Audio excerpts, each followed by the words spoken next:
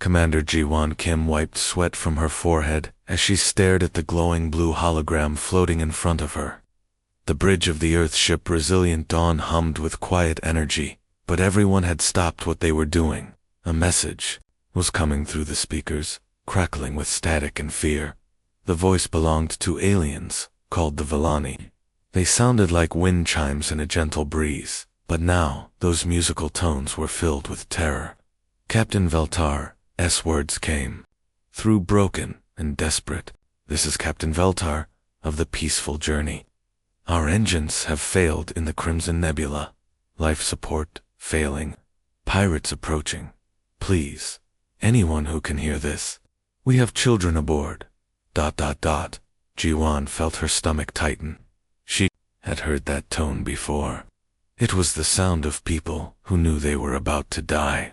The Villani were peaceful traders, their bodies made of living crystal that sparkled like diamonds. They had never hurt anyone in their entire history. Now, they were trapped in one of the most dangerous places in the galaxy. The Crimson Nebula was a nightmare of space. It stretched across dozens of star systems, filled with deadly radiation that could cook a person from the inside out. Most alien ships would be destroyed in minutes if they entered those swirling red clouds. Even the bravest pilots in the galaxy avoided it completely, but the Villani ship was stuck right in the middle of it. Their delicate crystal bodies were already dying from the radiation. Worse yet, pirates had found them. The Corvin Raiders were the worst kind of criminals, known for capturing aliens and selling them as slaves across the galaxy, light years away. In the Great Chamber of the Galactic Council, hundreds of alien representatives were listening to the same desperate message. The huge room looked like a giant amphitheater, with creatures from 1,000 different worlds sitting in floating chairs and discussing what to do. Ambassador Thulix, who looked like a giant praying mantis with green skin and 4 arms, was clicking his jaw nervously. The sound echoed through the chamber like someone tapping on glass. Other aliens were making their own worried noises, chirps, hums, and whistles that showed their fear. No civilized fleet can survive the nebula's radiation storms, Thulix announced to the assembly. His voice shook as he spoke. It's a death trap. Any ship that goes in there will be destroyed before they can reach the Villani. We would just be sending more people to die. Other alien leaders nodded in agreement. The Zephyrians, who looked like floating jellyfish, pulsed with sad blue light. The rock-like granite people made deep rumbling sounds of despair. Everyone wanted to help the Villani, but no one had ships strong enough to survive the nebula. That's when Fleet Admiral Minho Park stood up slowly from his seat in the human section. The aliens around him went quiet. Minho was an older man with gray hair and scars on his face from years of dangerous missions. His dark eyes had seen things that would give most people nightmares. But they still held kindness. The entire chamber fell silent as Minho's calm voice filled the air. My ships are already en route. The alien delegates stared at him in shock. Some of them made small gasping sounds. Others whispered among themselves in their strange languages. Earth's ships were already moving toward the nebula while everyone else was still talking about whether it was possible. Humans were known throughout the galaxy as Deathworlders, people who came from a planet so dangerous that it had made them nearly impossible to kill. Earth had deadly storms, poisonous creatures, crushing gravity, and radiation from their sun that would harm most aliens. But it had also made humans incredibly tough. Their ships were built like flying fortresses, designed to work in places where other vessels would fall apart. Human crews could survive in conditions that would kill most aliens in seconds. They were the ones called when missions seemed impossible. As the news spread through the council chamber, the aliens realized something important. The peaceful Villani weren't going to die alone in that terrible nebula. Help was coming, even if it meant flying straight into hell itself. The Deathworlders were going to answer the call. Captain Hyunwoo Lee sat at the head of a long metal table. In the briefing room of the massive warship Iron Mountain, The room was filled with his most trusted officers, men and women who had been through hell and back together. Bright white lights cast sharp shadows across their weathered faces, each one telling a story of survival against impossible odds. These weren't ordinary soldiers. They were veterans of humanity's most dangerous missions. Some had flown rescue operations near exploding stars, where the heat could melt steel in seconds. Others had survived trips to the edge of black holes, where space itself twisted into impossible shapes. They had pulled survivors from crashed ships in asteroid fields and rescued diplomats from planets with poisonous atmospheres. Science. Officer Nari Cho stood up and activated the holographic display in the center of the table. A three-dimensional image of the Crimson Nebula appeared, spinning slowly like a red storm frozen in space. Red numbers and warnings flashed around it, showing just how deadly the area was. The radiation levels in the nebula will peak at 50,000 rads per hour, Nari said in her calm, professional voice.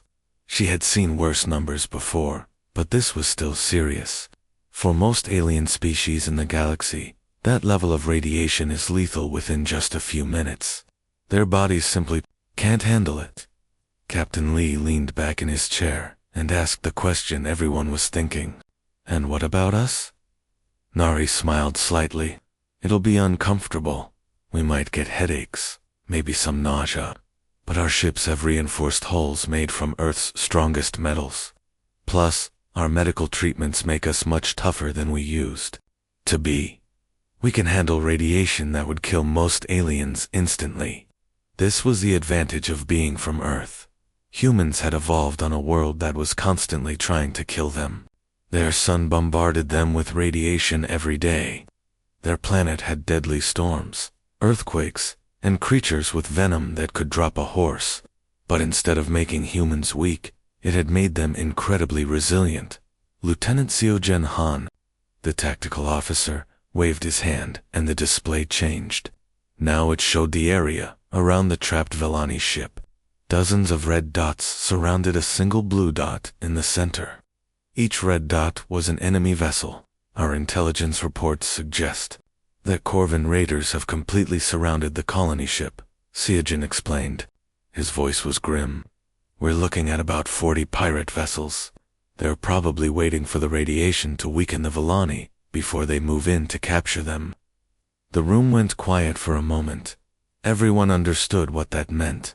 The Corvin raiders were slave traders who captured aliens and sold them across the galaxy. They were known for their cruelty and their advanced weapons. 40 ships was a massive force, especially when those ships were filled with experienced pirates. But Captain Lee had faced worse odds before. He stood up slowly and looked around the room at his crew. These people had followed him through missions that other humans thought were suicide runs. They trusted him, and he trusted them completely. Signaled the entire fleet, Lee said in a voice that carried absolute confidence. We're going with standard deep space formation. Tight defensive positions, but ready to break apart if we need to move fast. He paused and looked directly at each of his officers. We're going in. The 12 ships of humanity's most elite rescue squadron began changing course immediately. Each vessel was a masterpiece of human engineering, built to survive in places where physics itself seemed hostile to life. Their crews were volunteers who had signed up knowing they might never come home, but they were also the best hope the Vellani had. As the fleet turned toward the swirling red nightmare of the Crimson Nebula, every human aboard knew they were flying toward certain danger. The difference was, they were used to it. The Deathworlders were coming to save the day once again. The 12 human warships moved forward, like arrows shot into a burning forest. The edge of the Crimson Nebula stretched out before them, a wall of swirling red gas and deadly energy that had claimed hundreds of ships over the years. Most captains would have turned around at this point, but the humans kept flying straight ahead. As soon as the first ship crossed into the nebula, chaos erupted on every bridge. Warning sirens began screaming so loud that crew members had to shout to hear each other. Red lights flashed on every control panel, and computer voices repeated the same message over and over. Danger. Radiation levels critical. Evacuate immediately. But the humans didn't evacuate. They didn't even slow down.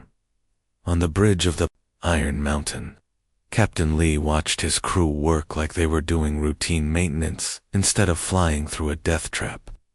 Everyone moved with calm precision, checking systems and adjusting controls, while radiation poured through the hull around them. From deep in the ship's engine room, Engineer Soman Yang's voice crackled over the communication system. She was surrounded by massive machines that were glowing red-hot from the radiation. But her voice was steady and professional. Hull temperature rising to 2,000 degrees Fahrenheit. Captain, she reported. The metal walls around her were hot enough to melt copper, but Soman just wiped sweat from her forehead and kept working. Still within acceptable limits. The reinforced plating is holding strong. This was what made human ships different from every other vessel in the galaxy. While alien ships were built for comfort and efficiency, human ships were built like underground bunkers that could fly. Their hulls were made from the strongest metals Earth could produce, layered thick enough to stop armor-piercing bullets. The same materials that protected humans from their deadly home planet now kept them safe in the depths of space. Captain Lee looked around his bridge and felt proud of his crew. Where alien sailors would be panicking and begging to retreat, his people were actually smiling. Some of them were making jokes about the heat. Others were betting on how hot it would get before they reached the center of the nebula. They treated deadly radiation the way most people treated a rainstorm, annoying, but nothing to worry about. The human fleet pushed deeper into the red clouds of death. The nebula fought back with everything it had, sending waves of energy that could sterilize entire planets. But the human ships kept moving forward, their reinforced hulls glowing like hot coals as they absorbed punishment that would have destroyed any other vessels in seconds. Finally, after what felt like hours, but was only minutes, the sensors began picking up shapes ahead of them. Captain Lee leaned forward in his chair as the main display showed ghostly outlines appearing through the red mist.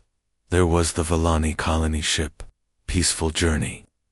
It looked like a beautiful crystal sculpture, all smooth curves and transparent walls that sparkled even in the dim light of the nebula. But the elegant ship was clearly dying. Its lights were flickering, and parts of its hull were already cracking from the radiation. Surrounding the colony ship like hungry wolves were dozens of Corvan raider vessels. These ships looked nothing like the beautiful Villani craft. They were ugly, brutal things made from scavenged metal and stolen parts. Some of them were already showing damage from the nebula's fury. Their crude hulls couldn't handle the radiation as well as human engineering, communications.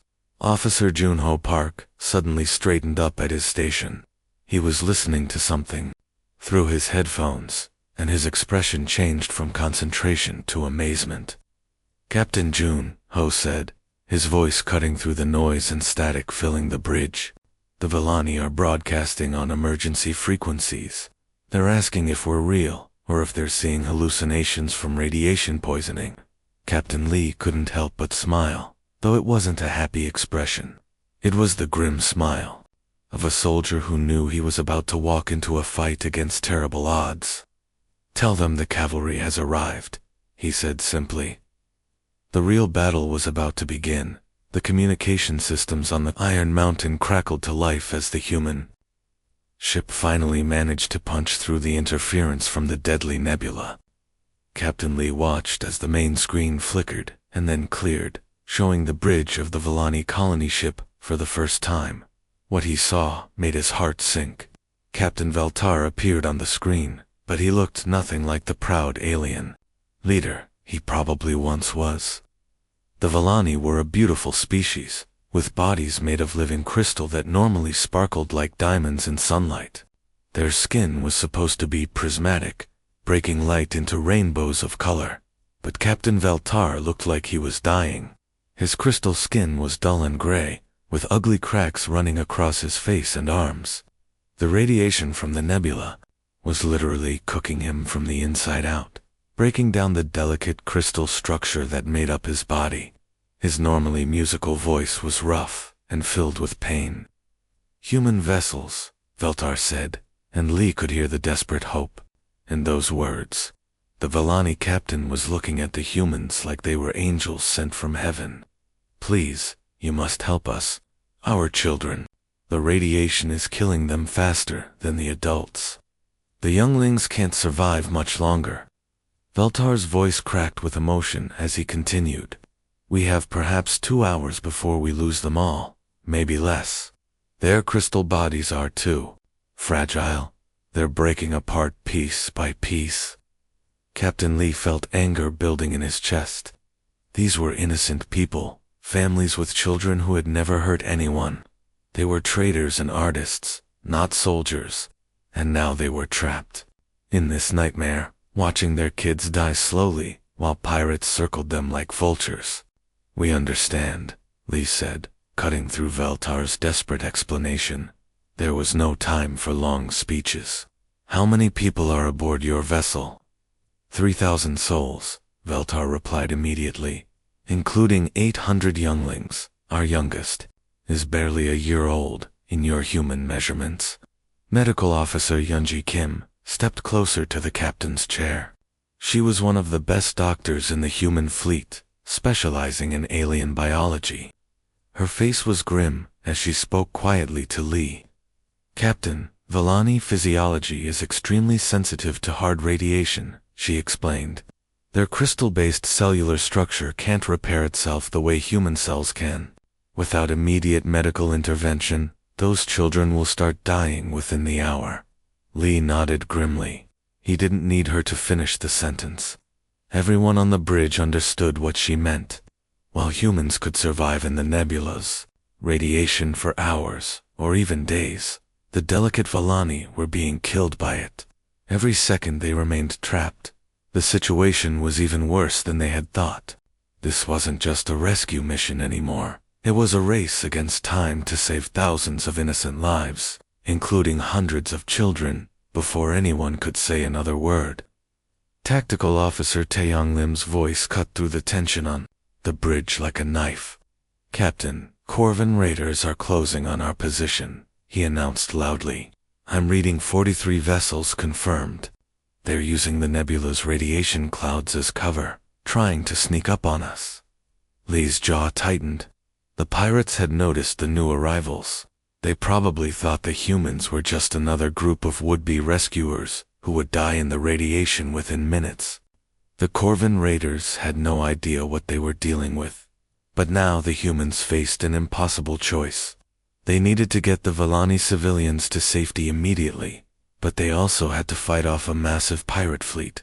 The raiders weren't going to just let their valuable prisoners escape, especially not with hundreds of Vellani children who would sell for enormous prices in the slave markets. Captain Lee looked around his bridge at the faces of his crew. They were outnumbered more than 3 to 1, flying through radiation that could kill most species, and trying to save 3,000 civilians, including hundreds of children.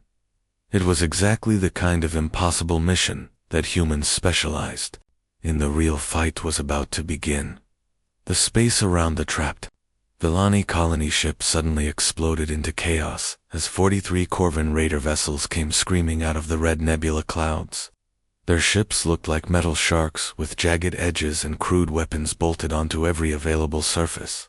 The pirates had been waiting in the shadows, thinking they could pick off any rescue attempt. Before it even started, they were about to learn how wrong they were. The first wave of Corvin ships opened fire with everything they had. Bright green energy beams and explosive missiles filled the space between the fleets. The pirates were used to fighting merchant vessels and lightly armed patrol ships. Easy targets that would surrender or die quickly, but the human warships didn't behave like normal prey. Instead of retreating or trying to find cover, they charged straight toward the enemy fleet. The Iron Mountain led the way, its massive guns returning fire with devastating accuracy. Corvin destroyer trying to circle around us through that radiation storm on our left, Tactical Officer Taeyong Lim called out from his station. He was watching the enemy movements on his screen while coordinating the human fleet's response. But Captain, their hull is already showing damage. The radiation is eating through their armor. Captain Lee smiled coldly as he watched the enemy ships struggle. This was exactly what he had hoped would happen. The Corvan raiders were used to fighting in normal space, where radiation wasn't a factor. They had no idea how to handle combat in an environment that was actively trying to kill them. Perfect, Lee said calmly. Let the nebula do half our work for us. Order all ships to stay in the pirates' blind spots and force them deeper into the worst radiation pockets. This was a battle tactic that would seem completely insane to most military commanders in the galaxy. Lee was ordering his ships to deliberately fly through areas of space where the radiation was so intense it could sterilize entire planets. Any other species would have been committing suicide, but humans weren't any other species. While the Corvan ships were already showing signs of hull damage from the deadly energy, the human vessels barely registered the radiation as more than background noise. Their reinforced armor shrugged off radiation that was melting holes in the enemy hulls. The Iron Mountain and her 11 sister ships moved through the nebula like they owned it.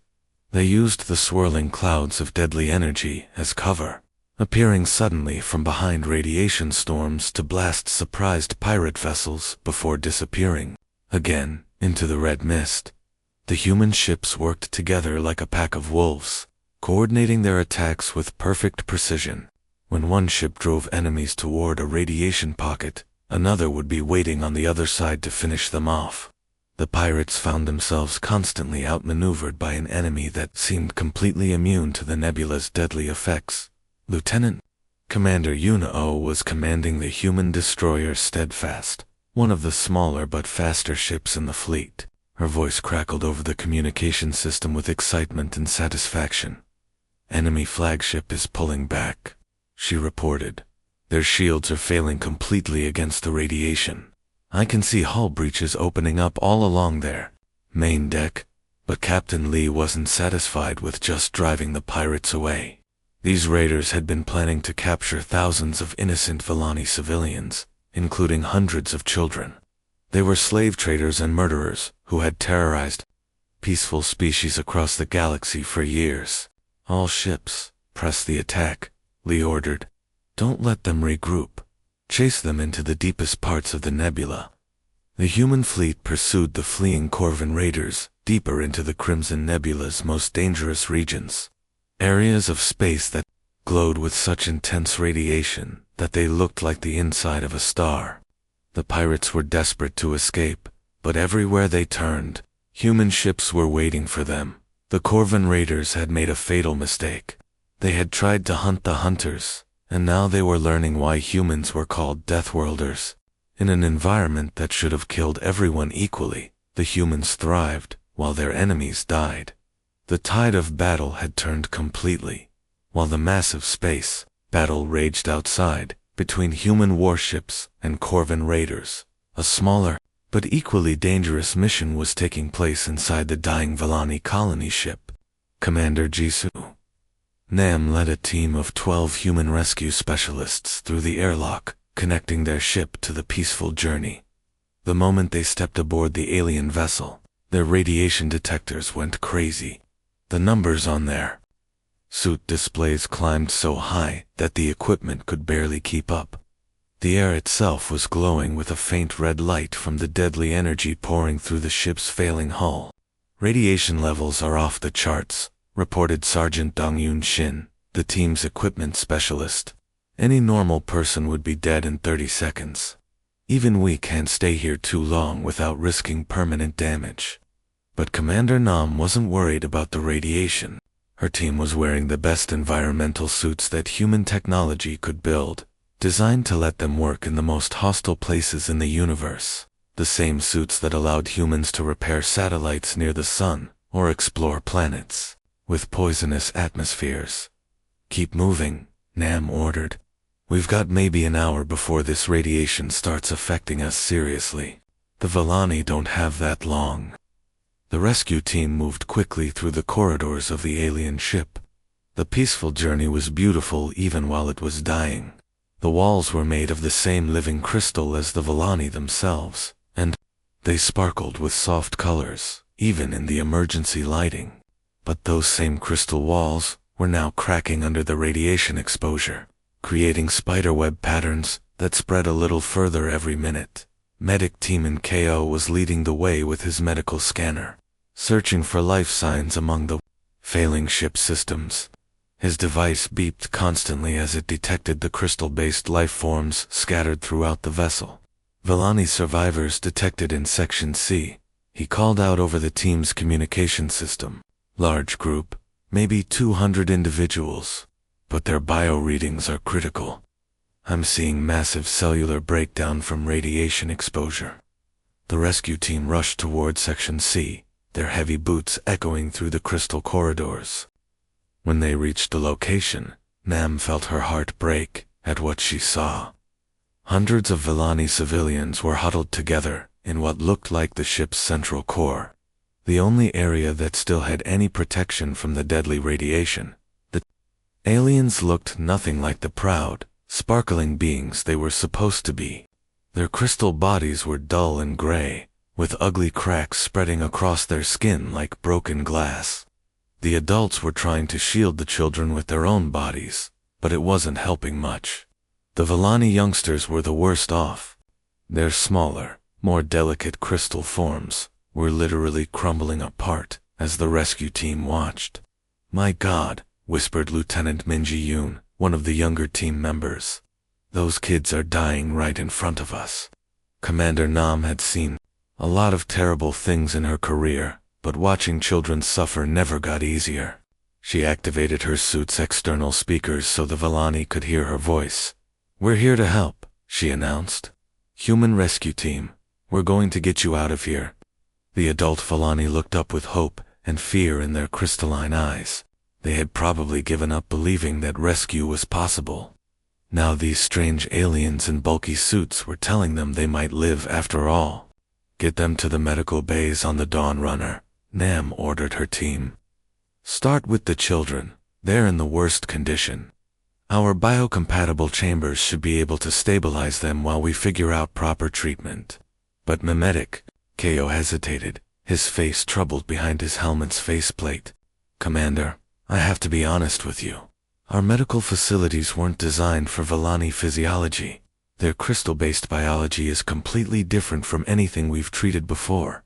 We're essentially going to be experimenting on them." Nam looked at the dying alien children, their crystal bodies barely glowing with life. Then she looked at her medic with complete determination. "Then we'd better be fast learners," she replied grimly, "because doing nothing isn't an option." The most challenging rescue operation in human history was about to begin. The situation aboard the Villani colony ship was getting worse by the minute. Captain Lee watched through the main screen as sparks flew from failing systems throughout. The peaceful journey, the beautiful crystal walls that had once made the ship look like a floating palace, were now dark and cracked. Emergency lights flickered on and off, and the gentle hum of working machinery was being replaced by the harsh sounds of systems breaking down. "Captain," came the urgent voice of Commander Nam from inside the alien vessel. "Their life support is completely failing. We've got maybe 10 minutes before the atmosphere becomes unbreathable, even for the Villani. The radiation has damaged their air recycling systems beyond repair." Lee felt the weight of 3,000 lives pressing down on him. 3,000 innocent people, including 800 children, were about to suffocate in the cold darkness of space. The human fleet had come here to rescue them, but now it looked like they might be too late. But Captain Lee hadn't survived years of impossible missions by giving up when things looked hopeless. He stood up from his command chair and made a decision that would have seemed crazy to most military commanders in the galaxy. "All ships in the fleet, this is Captain Lee," he announced over the communication system. "Prepare to receive Villani refugees immediately. I want every cargo bay, every storage room, every spare compartment converted into emergency shelters. We're bringing all 3,000 of them aboard our vessels." The bridge fell silent for a moment. Even his experienced crew was surprised by the order. Human ships were designed for human crews, not for carrying thousands of alien refugees with completely different biological needs. Science Officer Nari Cho stepped forward, her face showing concern. "Captain, with all due respect, we don't have the proper atmospheric processors for Villani biology. Their crystal-based bodies need specific humidity levels, filtered light, and atmospheric composition that our ships simply weren't built to provide." Lee's eyes flashed with determination. "Then we'll improvise. We always do." He turned to his chief engineer, who was listening from the engine room through the communication system. "Chief Engineer Min-jae Park, can our environmental systems handle a mixed atmosphere setup? Something that works for both humans and Villani?"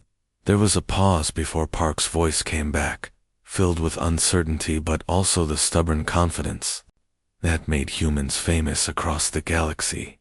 "Unknown, sir. Our systems were never designed for anything like this.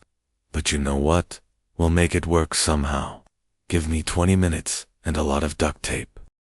Throughout the 12 ships of the human fleet, crews immediately sprang into action. In cargo bays that normally held supplies and equipment, sailors began setting up temporary living spaces. They rigged emergency lighting systems to provide the soft, filtered illumination that Villani needed. Engineers worked frantically to modify air circulation systems, trying to create atmospheric conditions that wouldn't kill their crystal-bodied guests. On the medical ship, Dawnrunner, doctors were converting storage rooms into makeshift hospitals. They had no idea how to treat Villani injuries, but they were determined to learn fast. Human medics studied alien biology textbooks, while setting up equipment that had never been tested on crystal-based life forms. It was typical human behavior when faced with an impossible problem. They didn't waste time explaining why it couldn't be done. They just started working and figured out the details as they went along. Human ingenuity and sheer stubborn refusal to accept defeat became the aliens' only hope for survival. But even as the rescue operation began, the danger was far from over. Through the swirling red clouds of the deadly nebula, sensors detected something that made every human heart skip a beat. The massive Corvin Raider flagship blood harvester was emerging from the nebula's core, like a metallic demon rising from hell. The ship was 3 times larger than any human vessel, bristling with weapons designed to destroy entire cities.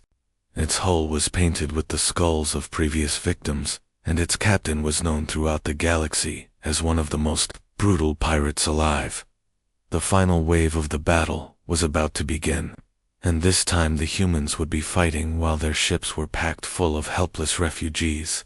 The odds had just gotten even worse, but there was no turning back now. The Deathworlders were committed to saving every last Villani life, no matter what it cost them. The massive Corvin flagship blood harvester came out of the nebula's deepest clouds like a nightmare made of metal and death. The ship was absolutely enormous, so big that it made even the largest human dreadnoughts look like toys in comparison. Its dark hull was covered with spikes and weapon turrets, and Captain Lee could see the painted skulls of previous victims decorating its armor plating. This wasn't just a pirate ship. It was a mobile fortress designed to terrorize entire star systems. The blood harvester carried enough firepower to crack open planets and turn bustling cities into smoking craters. Worse yet, it was commanded by Captain Thavok, a Corvin warlord whose name was whispered in fear across the galaxy. The communication systems aboard every human ship suddenly crackled to life as Thavok's ugly face appeared on their screens.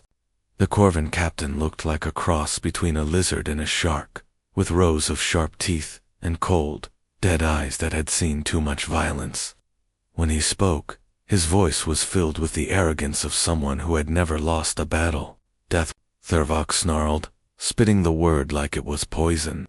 "You have fought well, but this ends now. Surrender the crystalline cattle to me, and I might let you flee with your lives. Refuse, and I will turn your ships into floating graveyards." The bridge of the Iron Mountain went dead silent as everyone waited for Captain Lee's response. They were outnumbered, outgunned, and carrying 3,000 helpless refugees who couldn't fight back. By every logical military calculation, they should surrender or retreat. But Captain Lee had never been much for logic when innocent lives were at stake. He stood up from his command chair and looked around at his crew with a cold smile that would have made a shark nervous. "Signal the entire fleet," he ordered in a voice that carried absolute confidence. "All ships, attack formation. We end this now." The human fleet immediately moved into battle position, but instead of spreading out defensively, they did something that shocked even their own crews.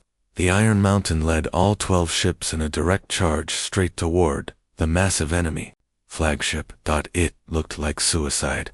The Blood Harvester was so much larger and more heavily armed that it should have been able to destroy the entire human fleet before they got close enough to do any damage. But Captain Lee had a plan that was so crazy, it just might work. Chief Engineer So-Min Yang, Lee called down to the engine room. "I need every bit of power you can give me. Use the nebula's gravitational fields to accelerate us beyond safe parameters." Yang's voice came back immediately, filled with excitement and worry. "Captain, we're already pushing the engines past their design limits. Hull stress is at 110% of maximum tolerance. If we go any faster, the ship might tear itself apart. Push it to 120%, Lee ordered without hesitation.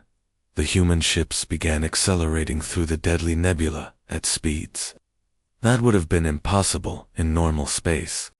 They used the swirling gravitational anomalies like slingshots, whipping around pockets of twisted spacetime to build momentum.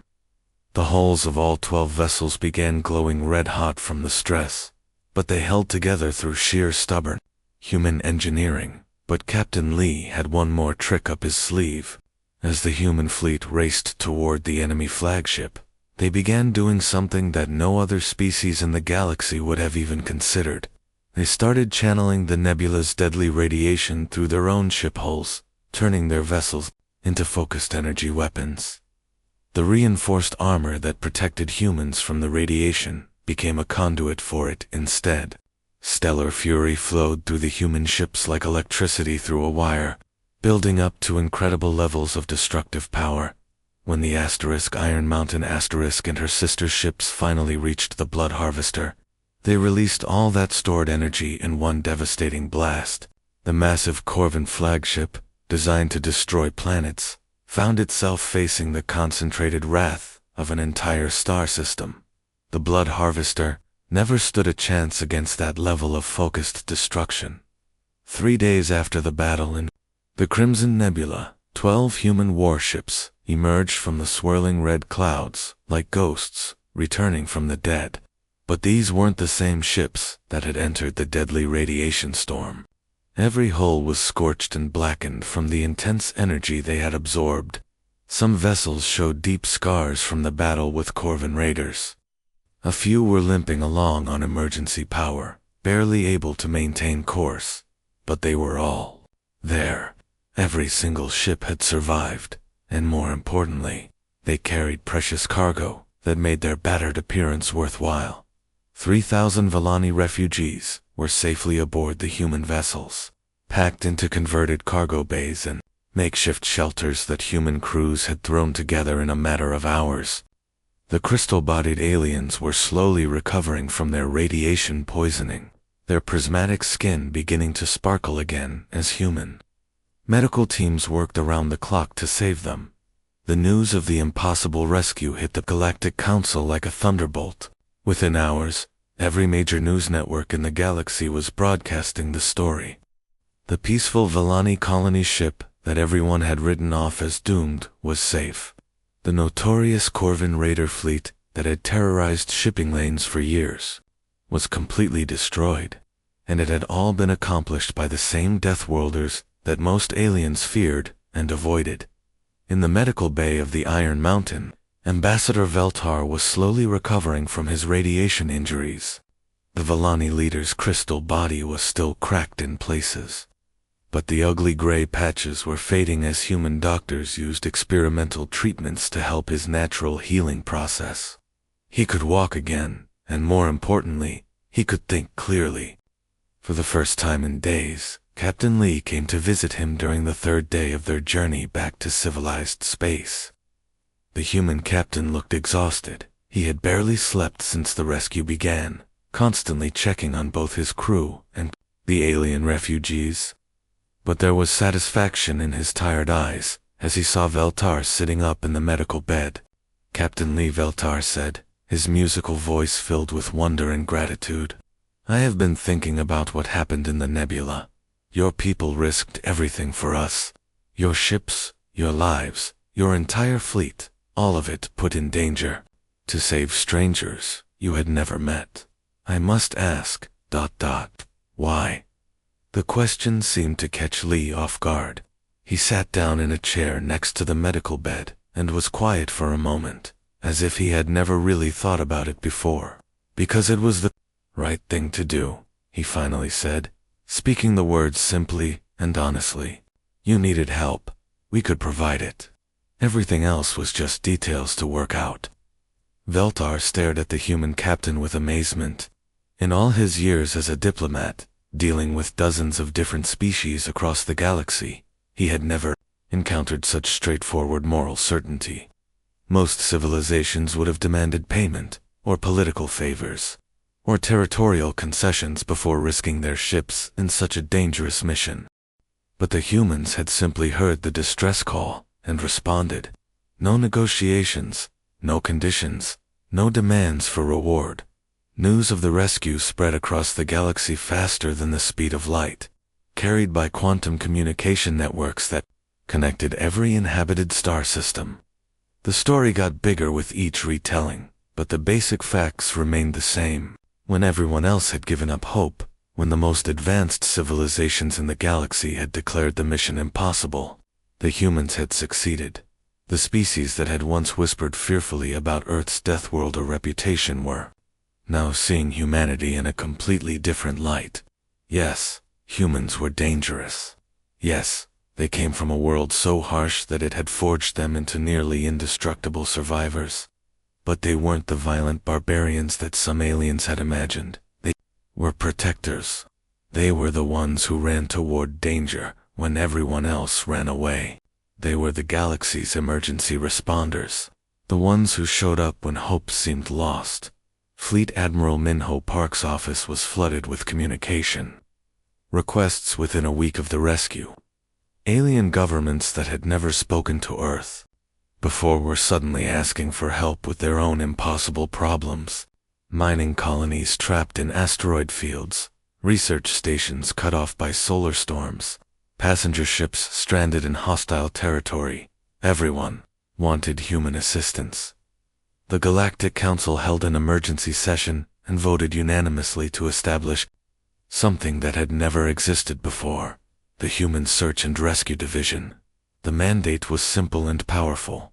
When hope seems lost, call the Deathworlders, and the humans never failed to answer that call.